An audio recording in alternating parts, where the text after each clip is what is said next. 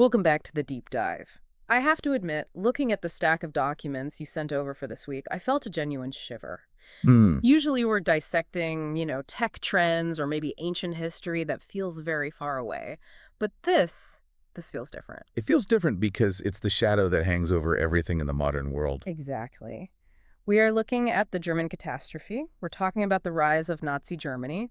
And I want to set the stage properly here because the listener request was very specific. Right. They didn't just want a timeline of battles, they wanted a forensic investigation. Which is the only way to treat this subject. Yes. If you treat it as just one thing happened, then another thing happened, Mhm. you miss the horror of it. You do? We need to treat this like a crime scene analysis. That's the vibe I got reading through these slides in the Oxford Course Companion. The question that kept screaming at me wasn't, what happened? We know what happened. The question is, how? How does a modern, literate, industrial democracy, one of the most scientifically advanced nations on Earth, just dismantle itself? It is the ultimate political question. And I'm glad you framed it as dismantling itself, because there is a very dangerous misconception that most people have about this era. Which is? We tend to think of the Third Reich as a hijacking. Right, like a sudden explosion, bad guys storm in with guns, kick down the doors, and take over. But the source material, particularly the analysis of the legal maneuvering, paints a much more uncomfortable picture. Okay. It wasn't a hijacking. It was an inside job. An inside job. That is a chilling way to put it. The sources use a specific German term, Stabübergabe. Stabübergabe. My German is non-existent. Break that down for me. It translates roughly to passing the baton, like in a relay race. Okay.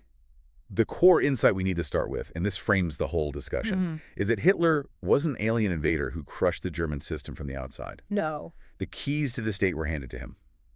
Legally. Constitutionally. By the very people who claimed they were the guardians of the country. Okay, that is our mission today. We are going to figure out how that baton got passed. Yeah. Per the outline, we are going to break this down into two massive, distinct phases to really understand the mechanics. Right. Phase one is the emergence. This is 1918 to January 1933. Yeah. This is the how did we get here phase. The long fuse. The long fuse. It covers the conditions that were set and the path to the chancellorship. And phase two is consolidation and maintenance. That's everything after he gets the keys in 1933. How he locks the doors, changes the locks, and keeps power until the bitter end in 1945. Precisely. So let's go to the scene of the crime, or maybe the birth of the victim. We're in 1918, World War I is ending, the Kaiser has abdicated, and this new democracy, the Weimar Republic, is born. It is. But looking at the notes, it seems like it was born on its deathbed. It was born with a poisoned chalice. To understand why democracy failed, you have to understand that it was framed for a crime it didn't commit from day one. Explain that. Who framed it? The military. I mean, you have to imagine the scenario. It's late 1918. Germany's losing the war. Badly. The top generals, Hindenburg and Ludendorff, they know the game is up. They know the army is on the brink of collapse. But they are obsessed with their own reputation and the honor of the army. They don't want to be the ones who lost. They do not want their names on the surrender document. So they need a fall guy. They need a fall guy. So in a cynical masterstroke, they hand political power over to the civilian politicians, specifically the Social Democrats, the SPD. The ones who have been calling for peace. Exactly. They effectively say, here, you run the country now. Oh, and by the way, you have to go sign the surrender. That is incredibly dark. So the Democrats are the ones who have to walk into the train carriage and sign the armistice. And because of censorship, the German public had been told for years that victory was just around the corner. Right. Suddenly the war is over, the soldiers are coming home, and these new democratic politicians are admitting defeat. And that births the myth, the stab in the back. The Dolchstoßlegende. The military leaders later claimed that the German army was undefeated in the field. Which was a complete lie. A total lie. They argued they didn't lose the war. They were betrayed at home by a conspiracy of Jews, socialists, and Democrats. So the democracy is effectively the villain in its own origin story. Exactly. The Republic was hated by the right for being traitors who signed the humiliating Treaty of Versailles. And it was distrusted by the hard left because it wasn't radical enough. So it had almost no friends. It was, as many historians say, a democracy without Democrats. But they did try to set up a system. They wrote a constitution in 1919. And looking at the breakdown here, it actually looks pretty advanced. It had a Bill of Rights, universal suffrage for men and women. On paper, the Weimar Constitution was one of the most progressive documents in the world. Mm-hmm. But it was designed by legal scholars, not pragmatic politicians. Okay. It had two massive flaws that would prove fatal. The first one being the voting system itself, right? Well, Proportional representation. Right. It sounds fair. If you get 2% of the vote, you get 2% of the seats. But in practice, It's chaos. It's chaos. It meant the parliament was fractured into dozens of tiny parties. It was almost impossible to form a stable majority government. You had coalition after coalition, constant bickering, constant paralysis. and when you have paralysis, when the government can't make decisions, people start looking for a shortcut. And the Constitution provided one. This is the smoking gun of the Weimar legal system. Let me guess. Article 48. Article 48. This comes up in almost every slide. It's the emergency decree provision. It stated that in the event that public order and security are seriously disturbed, the president could suspend civil liberties and rule by decree. So he didn't need the parliament. He didn't need the parliament to pass a law. He could just sign into existence. I assume the intent was for like a literal invasion or a massive natural disaster, a true emergency. That was the intent, a safety valve for a crisis. But as one historian notes in the text, it became a trapdoor. A trapdoor. I like that. Because public order is a vague term. If Parliament is arguing and can't pass a budget, is that a danger to public order? Ah, I see. So if the politicians can't agree, the president just steps in and rules like a temporary king. And that is dangerous because it normalized authoritarianism. Yeah. It taught the German people that when things get tough, you don't debate and compromise. You wait for the strong man. You wait for the strong man to sign a paper. It prepared the psychological ground for dictatorship. And things got tough almost immediately. The first few years were just constant fighting. Constant fighting. You had the Spartacist uprising on the left, a communist revolt in Berlin. Which was brutally crushed. Crushed. Uh-huh. And then the cap push from the right, a military attempt to overthrow the republic. Yeah. It was just chaos. But let's jump to 1923. The outline calls this the year of crisis, and the descriptions in the source material are wild. It reads like an apocalyptic novel. 1923 is the year that traumatized a generation. It explains so much about the German psyche later on. What's the first ingredient in this toxic stew? First, you have the French invasion. The invasion of the Ruhr. Germany defaulted on its war reparations payments, the money they owed the Allies. So the French army literally marched into the Ruhr Valley, which was the industrial heart of Germany. And just started taking things. They take the coal and steel as payment in kind. And the German government's response was passive resistance. They couldn't fight the French military, so they told the German workers, go on strike. Do not work for the occupiers. Okay, that makes sense. But here's the problem. The government promised to keep paying those workers their wages so they wouldn't starve. wait, if the factories aren't running, you aren't making money. If you aren't making money, how do you pay millions of people? You turn on the printing presses, and you don't turn them off. And that leads to the hyperinflation. Leads to economic delirium. We've all seen the pictures of kids playing with stacks of money or people using banknotes as wallpaper. But the stats. The stats are hard to wrap your head around. A loaf of bread went from costing 250 marks in January 1923 to 200 billion marks in November. 200 billion. For a loaf of bread, that's not economics anymore. That's madness. They wiped out the middle class. If you were a thrifty person who saved your whole life for retirement, a teacher, a civil servant, suddenly your entire life savings couldn't buy a cup of coffee. It destroyed people's faith in the system. They felt that democracy had stolen their future. And right in the middle of this chaos, amidst the hyperinflation, a certain agitator in Munich decides it's his moment. The beer hall putsch. Adolf Hitler. Yeah. At this point, he's a fringe figure, a loudmouth in Bavaria. But he looks at Mussolini in Italy, who had just successfully done the March on Rome and seized power. And he thinks he can do the same. He thinks the government is weak, the people are angry, I can do that. But he couldn't. It was a joke, right? No, it was a disaster, his amateur hour. He fires a pistol into the ceiling of a beer hall, kidnaps some local politicians, and tries to march on Berlin. And then The police open fire. 16 Nazis die. Hitler dislocates his shoulder and flees. He's arrested for treason. by all rights, that should have been the end of the story. Crazy extremist arrested, rots in jail, forgotten by history. It should have been. It really should have been. But this is a pivotal moment. The failure of the putsch was actually the key to his future success. How does failing to take over the government help him take over the government? Because of the trial. You have to remember, the judiciary in Weimar was incredibly right-wing. They hated the Republic, too. They were old monarchists. Old monarchists, aristocrats. They sympathized with Hitler's nationalism. So instead of shutting him up, they let him make speeches in the courtroom. He used the dock as a soapbox. He turned the trial into a national stage. His speeches were reported in newspapers across Germany.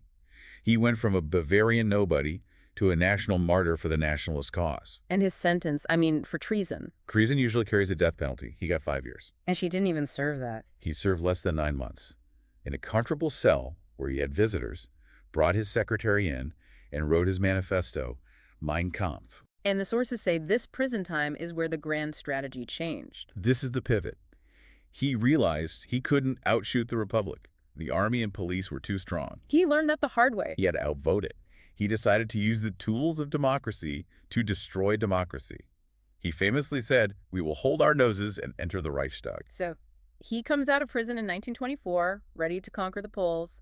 But then the story takes a weird turn. The economy gets better. It does. This is the golden era under Gustav Stresemann. Yeah. From 1924 to 1929. What happened? The currency was replaced and stabilized. American loans poured in under the Dawes Plan. Germany was partying. It was the Babylon-Berlin era, jazz, art, culture. And when people are happy and employed, they don't vote for radicals. Exactly. The Nazi Party was shrinking. They were reorganizing, created the Führerprinzip, the youth associations, but they weren't winning votes. What were their numbers like? In the 1928 election, they got 2.6% of the vote. 2.6%. That is a rounding error. They were a joke. A fringe cult. If you had frozen time in 1928, you would have said the Weimar Republic had survived, and Hitler was a footnote. So what changed? What was the trigger that took them from 2% to power in just 4 years? Wall Street. October 1929. The crash. It always comes back to the economy. Germany was living on borrowed money from America. When Wall Street crashed, the American banks panicked and called in their loans. And the German economy It didn't just slide, it fell off a cliff. The unemployment stats in the slides are staggering. They are horrific. Unemployment went from roughly 1.3 million in 1929 to 6 million by early 1933. 6 million. That's 1 in 3 German workers. But it's not just the number, it's the hopelessness. You had millions of young men standing on street corners with absolutely nothing to do, hungry and angry. And the historian A.J.P. Taylor, mentioned in the notes, has a specific quote about this. He said, "Only the Great Depression put the wind into the sails of National Socialism." That's a powerful way to put it. Desperation breeds radicalism. When the center collapses, people run to the extremes. The communists on the left promised a revolution to kill the rich. And the Nazis on the right promised a revolution to kill the enemies within and restore national pride. And they had a clear scapegoat for everything. And the democracy just stopped working. It literally stopped. In March 1930, the grand coalition of moderate parties collapsed because they couldn't agree on how to pay for unemployment benefits. Okay. And this is a date your listener really needs to mark mentally. March 1930. Why that specific date? Hitler doesn't take power until 33? Because that is when democracy effectively died. The new chancellor, Heinrich Brüning, couldn't get a majority in parliament to pass his budget. So what did he do? So he went to President Hindenburg and said, use Article 48. A trapdoor opens. Wide open. For the next 3 years, Germany wasn't ruled by parliament. It was ruled by emergency decrees signed by an 84-year-old president. Parliament became a theater. So real power wasn't in the Reichstag anymore. Real power shifted to the president's palace and to a tiny clique of conservative advisors around him. This leads us to the period the outline calls backstairs intrigue, 1930 to 1932. This feels less like a political movement and more like a messy reality TV show where everyone is stabbing each other in the back. That's a very good way to describe it.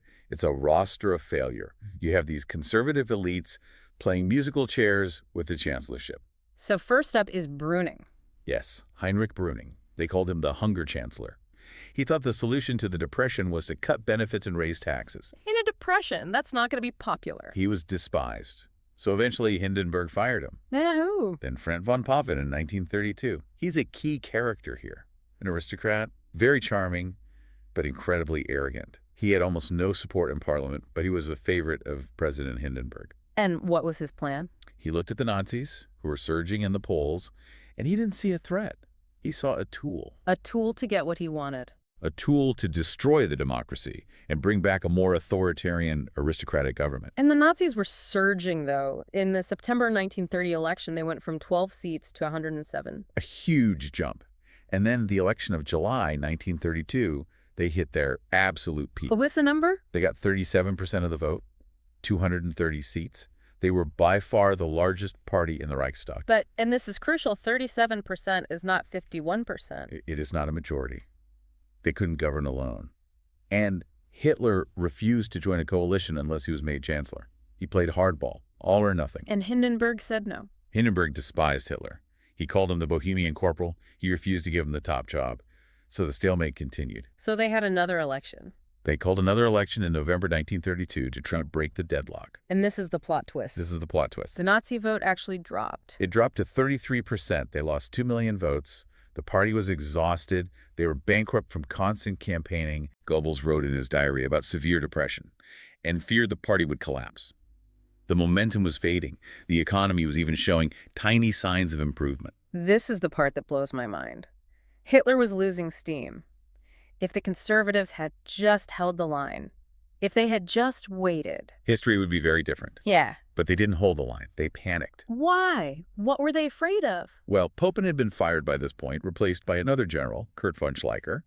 Schleicher was trying to be clever, talking to trade unions, trying to split the Nazi party by offering a job to one of Hitler's rivals. And this made Popin. Von Papen was furious. He wanted revenge on Schleicher, and he wanted back in power. So he hatched a plan. A deal with the devil. A deal with the devil. He went to Hitler and said, okay, we can make this work. You can be chancellor, but I will be vice chancellor.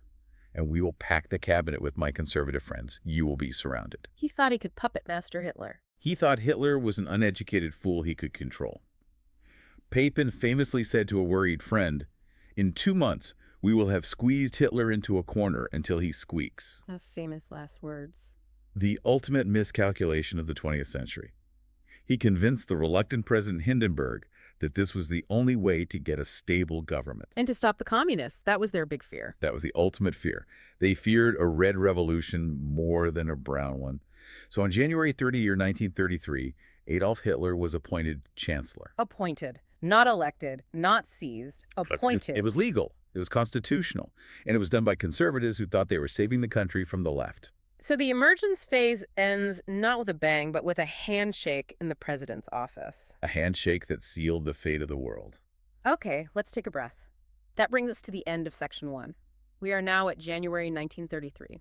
Hitler is inside the chancellery, but he is legally just the head of a coalition government. Yes, there were only 2 other Nazis in the cabinet. Right, so he doesn't have absolute power yet. He can be fired by the president.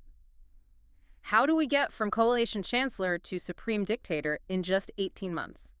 This brings us to Section 2, consolidation and maintenance. And if the first part was a slow burn over 14 years, this next part is an explosion. Okay.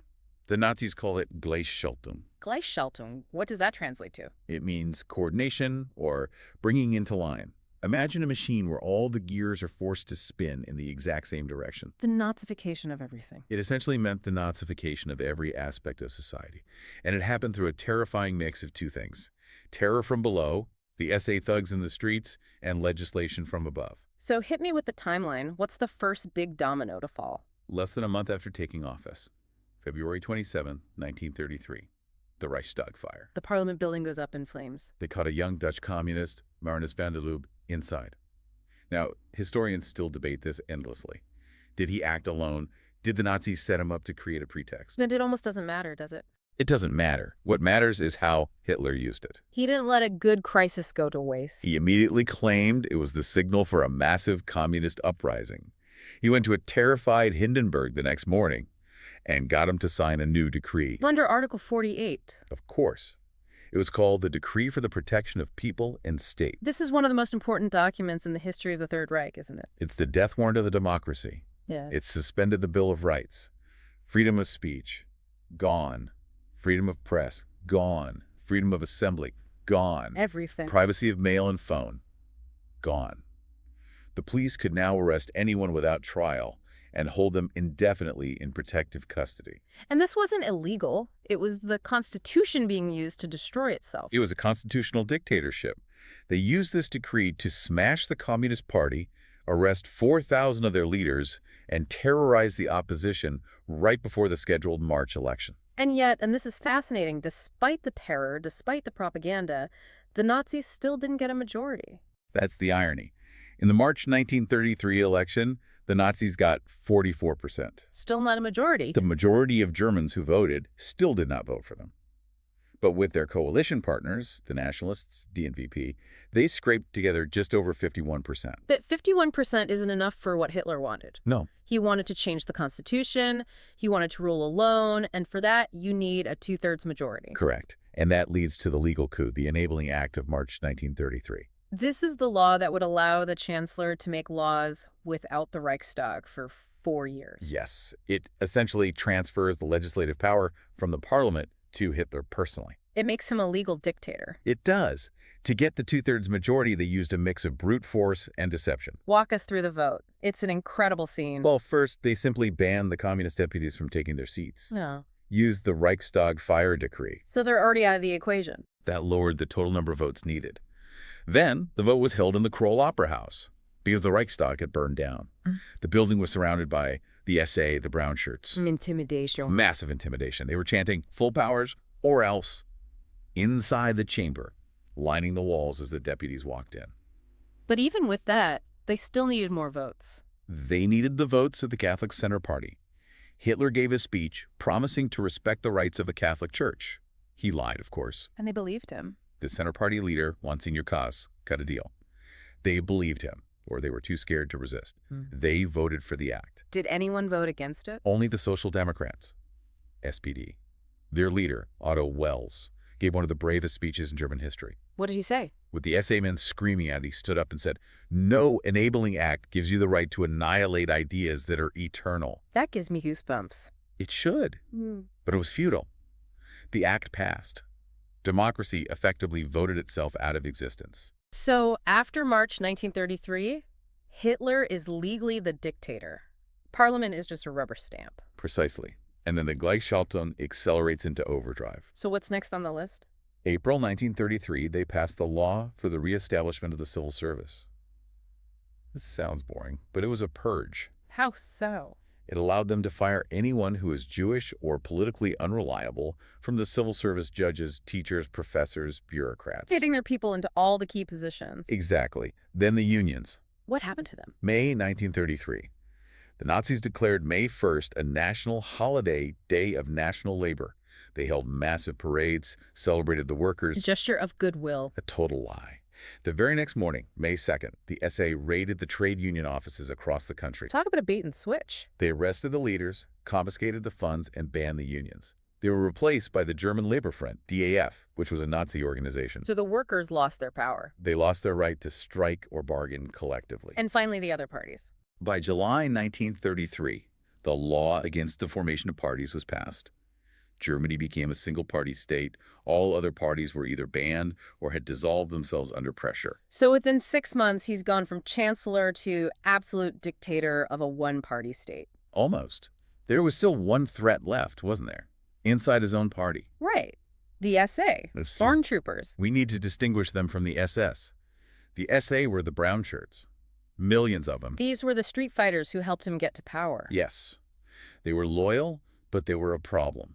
They were led by Ernst Röhm, an old friend of Hitler's. And Röhm wanted a second revolution. Exactly. The SA were often working-class men who took the socialist part of National Socialism seriously. Right. They wanted to take over the big businesses, the economy. And they had a military ambition, too. And crucially, Röhm wanted the SA to absorb and replace the regular German army. And the regular army, the aristocratic elites, obviously hated that idea. They despised the SA. They saw them as a rabble, as thugs. Hitler had a choice to make. He needed the professional army for his future war plans. He couldn't conquer Europe with street thugs. No. So he made a deal with the army. Which leads to the Night of the Long Knives. June 30th, 1934. Hitler unleashed the SS, his elite black uniformed guard, to purge the SA. This was a complete betrayal. A total betrayal. Röhm was arrested and murdered in his cell. Hundreds of SA leaders were rounded up and shot. But Hitler didn't stop there. He used the chaos to settle old scores. He went after the conservatives, too. He had General von Schleicher, his predecessor as chancellor, murdered on his doorstep with his wife. He had von Papen's associates killed, and Papen himself was put under house arrest. So the people who helped him get power. He was eliminating his creditors. It was a mafia-style hit on the state apparatus, and it sent a clear message. No one is safe.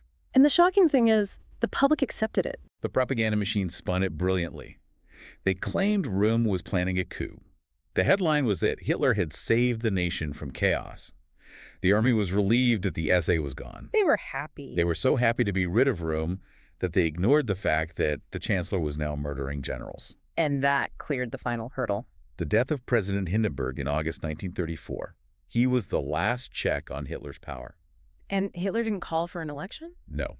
He simply passed a law merging the offices of chancellor and president to become the Führer and Reich Chancellor. The supreme leader. And the army took a new oath. This is critical. Previously, soldiers swore loyalty to the Constitution. Now They swore an oath of unconditional obedience personally to Adolf Hitler. that is the moment consolidation is complete. August 1934, the Führer state is established. Correct. From this point on, for the next 11 years, it's about maintenance. How do you keep this going? The outline suggests 3 pillars for this: terror, propaganda, and institutional control. Let's start with the terror. We always hear about the Gestapo. We do. The Geheime Staatspolizei, the secret state police. The image we have is of a Gestapo officer on every corner, this all-seeing, all-knowing organization. Right. But the source material highlights a very important nuance here. The Gestapo was actually chronically understaffed. Really? That's surprising. In some regions, like the Rhineland, there were something like 15 officers for a massive population of 1 million people. They couldn't possibly watch everyone. So how did they know everything? How did they maintain that fear? Because the population told them. The system relied on denunciations. People telling on each other. Ordinary citizens reporting their neighbors, their bosses, their ex-husbands. My neighbor is listening to foreign radio. My boss made a joke about Hitler. My coworker is a communist. So the terror was crowdsourced. That is even more horrifying than a police state. It is. It created an atmosphere of atomization. You couldn't trust anyone, not your friends, not your colleagues, not even your family. So you stayed silent, you conformed. And the legal system backed this up. Completely. The legal system ceased to exist in any meaningful way. Trial by jury was abolished. Judges had to join the National Socialist League for the maintenance of the law.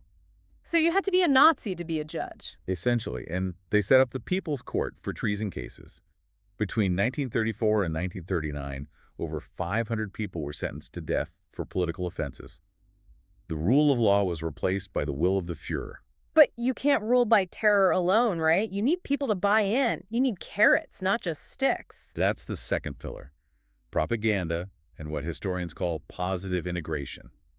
Goebbels was a genius at this. He didn't just censor, he entertained. He created a world. He controlled the radio? He understood the power of radio better than anyone. They mass-produced the People's Receiver. It was a cheap radio that everyone could afford, but it had a limited range, so you couldn't easily listen to the BBC or Radio Moscow. So it only got the Nazi channels. It pumped Hitler's voice, his speeches, into every living room. And they cultivated the Hitler myth. This is crucial for maintenance.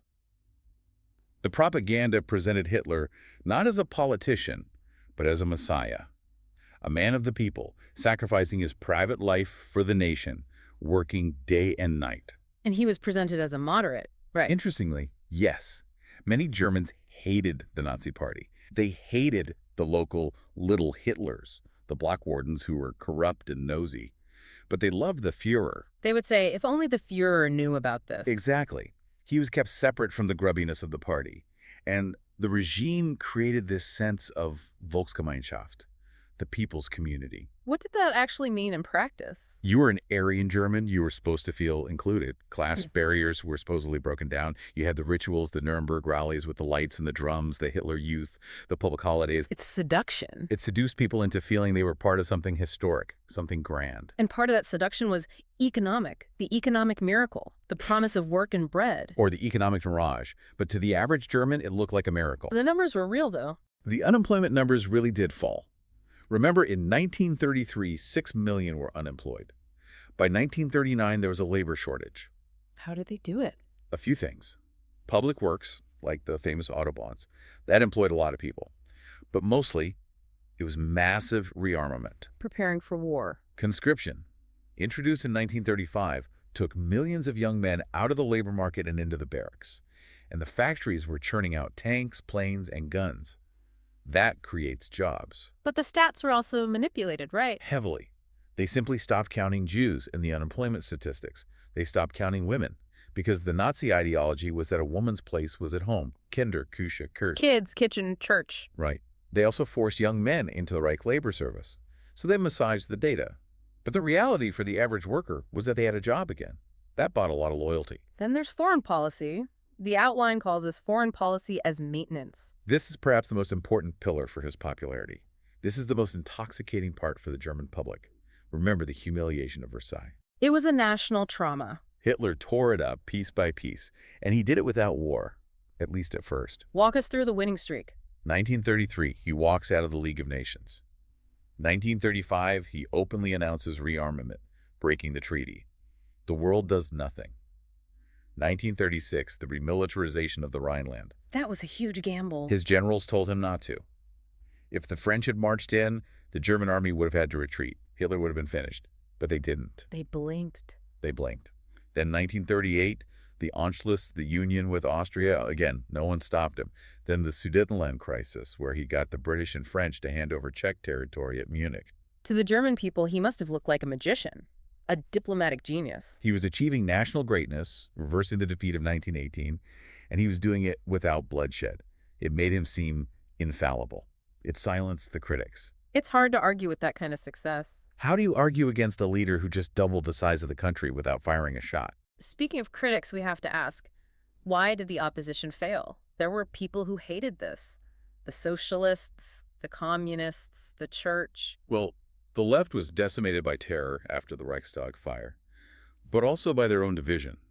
The sources call it suicidal idiocy, that Moscow refused to let the communists ally with the socialists against the Nazis until it was far too late. They were fighting each other. They spent the 1920s fighting each other in the streets while Hitler rose. What about the church?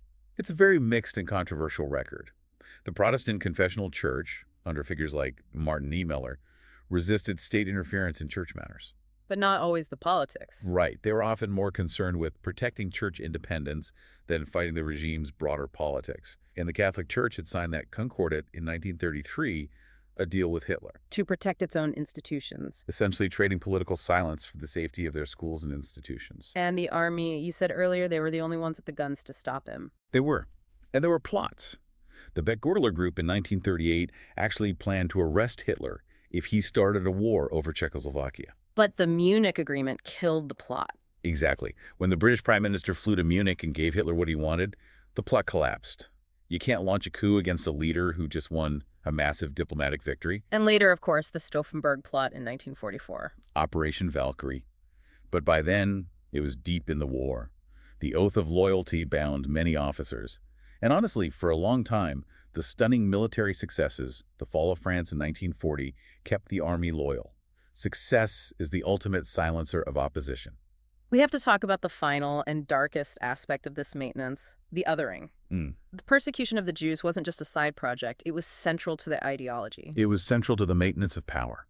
To define who belonged to the Volksgemeinschaft, you had to define who didn't. And this happened through what historians call cumulative radicalization. It didn't start with gas chambers. It started small. It started with the boycott of Jewish shops in April 1933, which, interestingly, was a partial failure. The public wasn't quite ready for it yet. But then came the laws. The Nuremberg laws in 1935? Yes. Stripping Jews of citizenship, banning mixed marriages, the law for the protection of German blood and German honor. It legally segregated them from society. Then 1938, Kristallnacht. The Night of Broken Glass. A state-sponsored pogrom. Synagogues burned, businesses smashed, thousands of Jews arrested and sent to concentration camps.